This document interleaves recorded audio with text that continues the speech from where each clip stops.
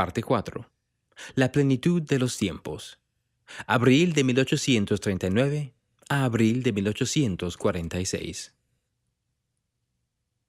Edifíquese esta casa a mi nombre, para que en ella pueda yo revelar mis ordenanzas a mi pueblo, porque me propongo revelar a mi iglesia cosas que han estado escondidas desde antes de la fundación del mundo, cosas que pertenecen a la dispensación del cumplimiento de los tiempos. Doctrina y Convenios, capítulo 124, versículos 40 y 41. Capítulo 34. Edifica una ciudad. A finales de abril de 1839, unos días después de haberse reunido con los santos, José cabalgó hacia el norte para inspeccionar unas tierras que los líderes de la iglesia deseaban comprar en Commerce y sus alrededores, un poblado que quedaba a 80 kilómetros de Quincy. Por primera vez en más de 6 meses, el profeta viajaba sin guardias armados y sin que se cerniera sobre él la amenaza de la violencia. Finalmente se hallaba entre amigos, en un estado donde las personas acogían a los santos y parecían respetar sus creencias. Mientras se hallaba en prisión, José había escrito a un hombre que vendía tierras en los alrededores de Commerce y le manifestó su interés de establecer la iglesia allí. Si nadie tuviese particular interés en adquirir esas tierras, le dijo José, nosotros las compraremos. Tras la pérdida de Far West, sin embargo, muchos santos cuestionaban la idea de congregarse en una sola región. Edward Partridge se preguntaba si no sería mejor, para evitar los conflictos y poder proveer para los pobres, congregarse en pequeñas comunidades dispersas por todo el país. Pero José sabía que el Señor no había revocado el mandamiento que dio a los santos de congregarse. Al llegar a Commerce, vio junto a un recodo amplio del río Mississippi una planicie aluvial y pantanosa que ascendía hasta una colina boscosa. Había pocas viviendas en la zona. Del otro lado del río, en el territorio de Iowa, cerca de un poblado llamado Montrose, había unos barracones del ejército abandonados sobre unos terrenos que también estaban a la venta. José pensó que los santos podrían edificar estacas de Sion florecientes en esa zona. La tierra no era la más productiva que hubiera visto, pero el río Mississippi era navegable en todo su curso hasta el océano, lo que convertía a Commerce en un buen sitio para congregar a los santos del extranjero y para establecer comercios. La zona estaba escasamente poblada. Con todo, el congregar a los santos allí conllevaba riesgos. Si la iglesia crecía como José esperaba, sus vecinos podrían inquietarse y volver en su contra, como habían hecho los habitantes de Missouri. José oró: Señor, ¿qué quieres que yo haga? Edifica una ciudad, respondió el Señor, y convoca a mis santos a venir a este lugar. Esa primavera, Wilford y Phoebe Woodruff se mudaron a los barracones en Montrose. Entre sus vecinos estaba Brigham y Mary Ann Young y Orson y Sarah Pratt. Luego de instalar a sus familias, los 3 apóstoles planearon su partida hacia Inglaterra para servir su misión con el resto del quórum. Pronto llegaron miles de santos al nuevo lugar de recogimiento. Vivieron en tiendas de campaña o en carromatos mientras construían sus casas. Se aprovisionaban de alimentos y ropa, y limpiaban los campos de cultivos a ambos lados del río. Mientras iba creciendo el nuevo asentamiento, los 12 se reunían con José a menudo, quien les predicaba con un renovado vigor en preparación para sus misiones. El profeta les enseñó que el Señor no le había revelado nada a él que él no estuviera dispuesto a hacer saber a los 12. Y aún el menor de los santos podrá saber todas las cosas tan pronto como pueda soportarlas. Él les enseñó los primeros principios del Evangelio, de la resurrección, el juicio y la edificación de Sion. Los instó a permanecer fieles, en vista de que algunos de los apóstoles anteriores los habían traicionado. Tengan cuidado de no traicionar a los cielos, les dijo, de no traicionar a Jesucristo, de no traicionar a las autoridades de la iglesia ni las revelaciones de Dios. Por ese tiempo, Orson Hyde manifestó su deseo de volver al quórum de los 12, avergonzado de haber denunciado a José en Missouri y haber abandonado a los santos. Temiendo que Orson los volviera a traicionar cuando surgiera la próxima dificultad, Sidney Rigdon se rehusaba a que se le restaurara el apostolado. No obstante, José le dio la bienvenida nuevamente y lo restituyó a su puesto entre los 12. En julio, Parley Pratt escapó de la prisión en Missouri y se reunió con los apóstoles. Debido a las nubes de mosquitos que surgieron de las ciénagas y que se ensañaron con los nuevos pobladores, muchos santos enfermaron mortalmente de malaria, sufriendo de altas fiebres y escalofríos hasta los huesos. La mayoría de los 12 estaban demasiado enfermos como para partir hacia Inglaterra. En la mañana del lunes 22 de julio, Wilford estaba en su casa cuando escuchó la voz de José que le llamaba desde afuera. «Hermano Woodruff, sígame». Wilford salió de casa y vio a José de pie con un grupo de hombres. Había estado yendo toda la mañana de casa en casa y de tienda en tienda, tomando a los enfermos de la mano y sanándoles. Luego de bendecir a los santos en Commerce, habían cruzado el río en el ferry para sanar a los santos en Montrose. Wilford fue con él. Atravesaron la plaza del pueblo y llegaron a la casa de su amigo Elijah Fordman. Hallaron a Elijah con los ojos hundidos y la piel pálida. Ana, su esposa, lloraba mientras preparaba su ropa para enterrarlo. José se acercó a Elijah y le tomó de la mano. «Hermano Fordham», le preguntó, «¿no tiene fe para ser sanado?» «Me temo que sea demasiado tarde», le dijo. «¿No cree usted que Jesús es el Cristo?» «Sí creo, hermano José». «Elijah», declaró el profeta, «en el nombre de Jesús de Nazaret, te mando que te levantes y sanes». Las palabras parecieron estremecer la casa. Elijah se levantó de su cama. Su rostro empezó a recuperar el color. Se vistió, pidió algo de comer y siguió a José para ir a ministrar a otros. Más tarde, ya de noche, Phoebe Woodruff fue a visitar a Elijah y Ana, y quedó sorprendida. Tan solo unas pocas horas antes, Ana se había resignado a perder a su marido, y ahora Elijah decía tener suficientes fuerzas como para trabajar en la huerta. Phoebe sabía sin asomo de duda que su recuperación se debía a la obra de Dios. Los esfuerzos de José por bendecir y sanar no detuvieron la propagación de la enfermedad en Commerce y Montrose, y algunos santos fallecieron. A medida que morían las personas, Zina Huntington, de 18 años, estaba muy preocupada de que su madre sucumbiera también a la enfermedad. Zina cuidaba de su madre diariamente, se apoyaba en su padre y sus hermanos para brindarle apoyo, pero al poco tiempo toda la familia cayó enferma. José pasaba a verla de tiempo en tiempo, viendo qué podía hacer para ayudar a la familia o hacer que la madre de Zina estuviese más cómoda. Un día la madre llamó a Zina. «Llegó mi hora de morir», dijo débilmente. «No tengo miedo». Ella le testificó a Zina acerca de la resurrección. «Vendré triunfante cuando el Salvador venga con los justos a encontrarnos con los santos en la tierra». Zina se entristeció mucho cuando su madre falleció.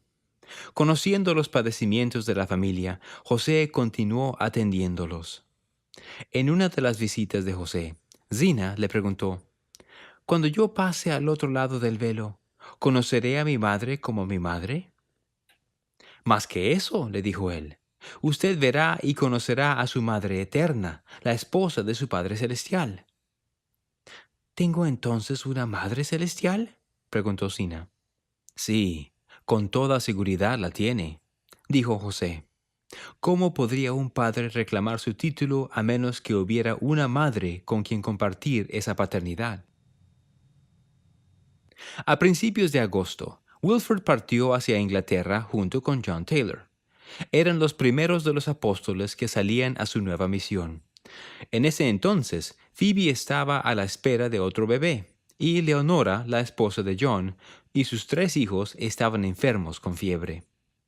Parley y Orson fueron los siguientes apóstoles en partir, a pesar de que Orson y su esposa Sarah aún lloraban la muerte de su hija Lydia, que había fallecido hace solo 11 días.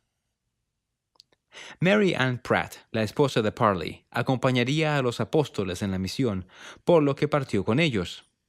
George A. Smith, el apóstol más joven, estaba aún enfermo cuando comenzó su misión, luego de posponer su matrimonio con Bathsheba Bigler, su prometida. Mary Ann Young se despidió de Brigham a mediados de septiembre. Él había vuelto a enfermar, mas estaba resuelto a hacer lo que se le pedía. La propia Mary Ann estaba enferma también y contaba con poco dinero para mantener a sus 5 hijos durante la ausencia de Brigham, pero ella quería que él cumpliera con su deber. «Ve y sirve tu misión, y el Señor te bendecirá», dijo ella. «Yo haré lo mejor que pueda para cuidar de mí y de los niños». Unos días más tarde, Mary Ann se enteró de que Brigham solo había alcanzado a llegar hasta la casa de Kimball, del otro lado de Mississippi, antes de desmayarse exhausto. Inmediatamente, ella cruzó el río y fue a atenderlo hasta que él se sintió lo suficientemente fuerte como para partir. En casa de los Kimball, Mary Ann halló a Vilate enferma y en cama, junto con 2 de sus hijos. Solo quedaba el niño de 4 años para cargar unas pesadas jarras de agua desde la fuente. Heber estaba tan enfermo que no podía levantarse, pero él estaba resuelto a partir con Brigham al día siguiente. Mary Ann cuidó de Brigham hasta que llegó un carromato a la mañana siguiente. Cuando Heber se puso de pie, se le veía angustiado. Dio un abrazo a Vilate, quien yacía en cama tiritando por la fiebre. Luego se despidió de sus niños y se subió vacilante en el carromato. Brigham trató en vano de parecer saludable cuando se despidió de Mary Ann y de su hermana Fanny, quien le instaba a quedarse hasta que se repusiera. «Jamás me he sentido mejor en mi vida», dijo él. «Tú mientes», le dijo Fanny. Brigham se subió al carromato con dificultad y se sentó al lado de Heber. Al ir descendiendo la colina, Heber se sentía muy mal de dejar su familia, estando ellos tan enfermos. Se volvió al conductor del carromato y le pidió que se detuviera. «Esto es muy difícil», le dijo a Brigham.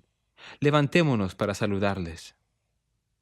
En la casa, Vilate se sobresaltó por un ruido que vino de afuera. Tambaleándose, llegó hasta la puerta, donde estaban Mary Ann y Fanny mirando algo a una corta distancia. Vilate miró en esa dirección y se sonrió. Eran Brigham y Heber, de pie en la parte posterior del carromato, y apoyándose uno en el otro. «¡Viva! ¡Viva!», gritaron los hombres, ondeando sus sombreros en el aire. «¡Viva Israel!». «¡Adiós!», gritaron las mujeres. «¡Que Dios los bendiga!».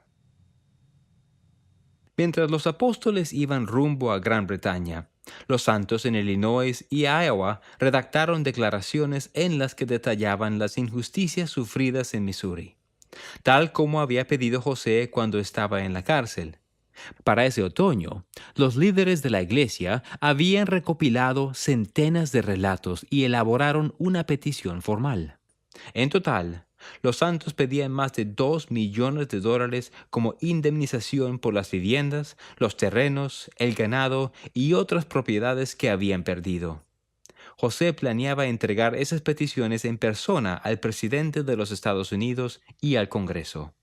José consideraba al presidente Martin Van Buren como un ilustre estadista, alguien que defendería los derechos de los ciudadanos. José tenía la esperanza de que el presidente y otros legisladores en Washington, D.C. leerían acerca de los sufrimientos de los santos y estarían de acuerdo en indemnizarlos por las tierras y propiedades que habían perdido en Missouri. El 29 de noviembre de 1839, luego de viajar cerca de 1,600 kilómetros desde su casa en Illinois, José llegó a la puerta de la mansión presidencial en Washington. Le acompañaban su amigo y asesor legal Elias Higbee y John Reynolds, un congreguista de Illinois. Un portero los recibió en la entrada y les hizo pasar. La mansión había sido redecorada recientemente, y José y Elías se asombraron por la elegancia de sus salones, que contrastaba enormemente con las viviendas precarias de los santos en el oeste. Su guía los condujo a una sala en la planta alta, donde el presidente conversaba con unos visitantes. Mientras esperaban del lado de afuera de la puerta con las peticiones y varias cartas de presentación en la mano, José le pidió al congresista Reynolds que lo presentara simplemente como un santo de los últimos días. Al congresista pareció sorprenderle y hasta divertirle su petición, pero accedió a hacer lo que José deseaba. El congresista Reynolds no estaba muy entusiasmado con la idea de ayudar a los santos, pero sabía que sus grandes números podían ser una influencia en la política de Illinois. José no había anticipado reunirse con el presidente con una delegación tan pequeña. Cuando partió de Illinois en octubre, sus planes eran dejar que Sidney Rigdon llevara la iniciativa en esas reuniones. Mas Sidney se hallaba muy enfermo para viajar y se detuvo por el camino. Finalmente se abrieron las puertas del salón y los tres hombres entraron. Al igual que José, Martin Van Buren era hijo de un granjero del estado de Nueva York, pero él era un hombre más centrado en años, más bajito, de complexión ligera y con abundante pelo blanco cubriendo la mayor parte de su rostro. Tal como lo prometió, Reynolds presentó a José como un santo de los últimos días. El presidente sonrió ante el inusual título y estrechó la mano del profeta. Luego de saludar al presidente, José le entregó las cartas de presentación y esperó. Van Buren las leyó y frunció el ceño. ¿Ayudarles?, dijo con desdén. ¿En qué puedo ayudarles? José no sabía qué decir. No había anticipado que el presidente los despacharía tan rápido. Él y Elías le rogaron que leyera al menos los sufrimientos de los santos antes de rechazar sus peticiones. No puedo hacer nada por ustedes, caballeros, insistió el presidente. Si yo los apoyase a ustedes, iría contra todo el estado de Missouri, y ese estado iría contra mí en las próximas elecciones. Decepcionados, José y Elías salieron de la mansión y entregaron su petición al Congreso, sabiendo que tomaría varias semanas antes de que los legisladores pudieran revisarla y analizarla. Durante ese tiempo de espera, José decidió que visitaría las ramas del este de la iglesia. Además, predicaría en Washington y en las ciudades y poblaciones circundantes. Wilford Woodruff y John Taylor llegaron a Liverpool, Inglaterra, el 11 de enero de 1840. Era el primer viaje de Wilford a Inglaterra. En cambio, John volvía a estar entre familiares y amigos. Luego de retirar su equipaje, fueron a la casa del cuñado de John, George Cannon. George y su esposa, Anne, se sorprendieron al verlos y los invitaron a cenar. Los Cannon tenían 5 hijos. Su hijo mayor, George, era un brillante jovencito de 13 años a quien le encantaba leer. Después de la cena, Wilford y John entregaron a la familia un ejemplar del Libro de Mormón y A Voice of Warning, un folleto misional, extenso como un libro, que Parley Pratt había publicado en la ciudad de Nueva York unos años antes.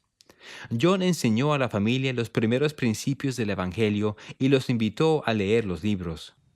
Los Cannon estuvieron dispuestos a cuidar el equipaje de Wilford y John, mientras ellos iban en tren a Preston para reunirse con Joseph Fielding y Willard Richards. Tanto Joseph como Willard se habían casado con conversas británicas en ese año que Heber Kimball y Orson Hyde se habían ausentado de la misión británica.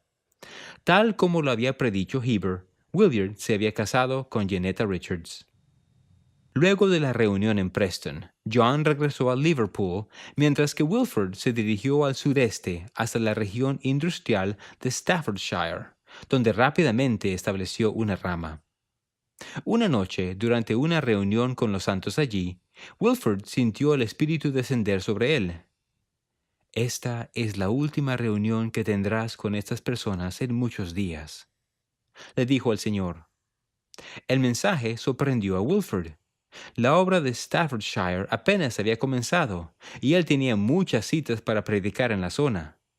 A la mañana siguiente, él oró pidiendo más guía, y el Espíritu lo inspiró a ir más al sur, donde había muchas almas que esperaban la palabra de Dios. Él partió al día siguiente junto con William Benbow, uno de los santos de Staffordshire. Viajaron hacia el sur hasta la granja del hermano de William y su cuñada, John y Jane Benbow. John y Jane tenían una espaciosa casa de ladrillo blanco en una próspera granja de 121 hectáreas. Cuando Wilford y William llegaron, se quedaron conversando con los Benbow hasta las 2 de la mañana, hablando acerca de la restauración. El matrimonio se habían labrado una buena vida, mas se sentían insatisfechos espiritualmente. Hacía poco se habían unido a otras personas que se apartaban de sus iglesias en busca del verdadero evangelio de Jesucristo. Se autodenominaban los Hermanos Unidos y habían construido capillas en Gatfield Elm, a unos kilómetros al sur de la granja de los Benbow, y en otros sitios. Ellos eligieron predicadores de entre sus filas y le pedían a Dios que les diera luz adicional. Cuando John y Jane escucharon a Wilford aquella noche, ellos creyeron haber encontrado finalmente la plenitud del Evangelio. Al día siguiente, Wilford predicó un sermón en el hogar de los Benbow ante un grupo grande de vecinos y poco después bautizó a John y a Jane en un estanque cercano. En las semanas siguientes, Wilford bautizó a más de 150 miembros de los Hermanos Unidos, entre ellos 46 ministros laicos. Como habían más personas pidiendo ser bautizadas, él escribió a William Richards para pedirle ayuda. «Me llaman para hacer bautismos 4 o 5 veces al día», exclamó él. «No puedo hacer la obra yo solo». El 5 de febrero, Matthew Davies, de 65 años, escuchó que José Smith, el profeta mormón, iba a predicar esa tarde en Washington. Matthew era un corresponsal para un periódico popular de la ciudad de Nueva York. Sabiendo que su esposa, Mary, sentía curiosidad en cuanto a los santos de los últimos días, él quiso escuchar al profeta para poder contarle a su esposa sobre sus enseñanzas. En el sermón, Matthew descubrió que José era un granjero que vestía con sencillez, robusto de contextura, rostro atractivo y de porte digno. Por su predicación supo que aunque no había tenido instrucción formal, poseía una gran determinación y mucho conocimiento. El profeta parecía sincero, sin ningún rastro de frivolidad ni fanatismo en su voz. «Les expondré nuestras creencias hasta donde me lo permita el tiempo», dijo José al iniciar su sermón. Él testificó de Dios y de sus atributos. «Él reina sobre todas las cosas en el cielo y la tierra», les declaró. Él preordenó la caída del hombre, pero, como es todo misericordioso, al mismo tiempo preordenó un plan de redención para todo el género humano. «Yo creo en la divinidad de Jesucristo», continuó él, «y que Él murió por los pecados de todos los hombres que en Adán habían caído». Él declaró que todas las personas nacen puras y sin mancha, y que todos los niños que mueren a una temprana edad irían al cielo, porque ellos no podían discernir el bien del mal y eran incapaces de pecar. Matthew escuchaba impresionado por lo que oía. José enseñó que Dios es eterno, sin principio ni fin, al igual que el alma de cada hombre y mujer. Matthew notó que el profeta hablaba muy poco de recompensas o castigos en la vida venidera, salvo que él creía que el castigo de Dios tendría un comienzo y un final. Luego de 2 horas, el profeta cerró su sermón con su testimonio del libro de Mormón. Él declaró que él no era el autor del libro, sino que él lo había recibido de Dios, directamente del cielo. Al reflexionar sobre el sermón, Matthew entendió que él no había escuchado nada esa noche que pudiera dañar a la sociedad. Había mucho en sus preceptos que si se siguen, comentó Matthew a su esposa al día siguiente en una carta, limarían las asperezas del hombre contra el hombre y harían de él un ser más racional. Matthew no tenía intenciones de aceptar las enseñanzas del profeta, pero valoraba su mensaje de paz. «No había violencia, ni furia, ni denuncias», escribió él. «Su religión parece ser la religión de la mansedumbre, la humildad y la amable persuasión». He cambiado mi opinión en cuanto a los mormones, concluyó. Mientras José esperaba que el Congreso revisara la petición de los santos, se iba cansando de estar alejado de su familia. Mi Emma querida, mi corazón está entrelazado con el tuyo y el de los niños, escribió él ese invierno. Dile a los niños que los amo y que volveré a casa tan pronto como me sea posible. Cuando José se casó con Emma, él pensaba que su unión terminaría con la muerte. Pero desde entonces el Señor le había revelado que los matrimonios y las familias podían permanecer más allá de la tumba mediante el poder del sacerdocio. Hacía poco tiempo, mientras visitaba las ramas de la iglesia en el este de los Estados Unidos junto con Parley Pratt, José le dijo que los santos fieles podían cultivar relaciones familiares para siempre, lo que les permitiría prolongar y aumentar su afecto. Sin importar cuánta distancia separara a las familias fieles en la tierra, ellos podían confiar en la promesa de que un día estarán unidos en el mundo venidero. Mientras José esperaba en Washington, se cansó de oír los grandes discursos de los políticos, llenos de un lenguaje grandilocuente y promesas vacías. Tienen la apremiante disposición de exhibir su oratoria en los asuntos más triviales y manifiestan apego a la etiqueta, la adulación y la pedigüeñería, tergiversando y manipulando para alardear de su ingenio, le escribió a su hermano Hiram en una carta. Nos parece más una exhibición de insensatez y espectáculo que de substancia y profundidad. Luego de una entrevista infructuosa con John C. Calhoun, uno de los senadores más influyentes de la nación, José comprendió que estaba perdiendo su tiempo en Washington y decidió regresar a casa. Todos hablaban de libertad y justicia, pero nadie parecía dispuesto a hacer responsables a los habitantes de Missouri de sus maltratos hacia los santos. El profeta regresó a Illinois, mientras que Elias Higbee siguió intentando obtener una compensación por las pérdidas de los santos. En marzo, el Senado revisó la petición de los santos y permitió que los delegados de Missouri defendieran las acciones de su estado. Tras considerar el caso, los legisladores decidieron no hacer nada.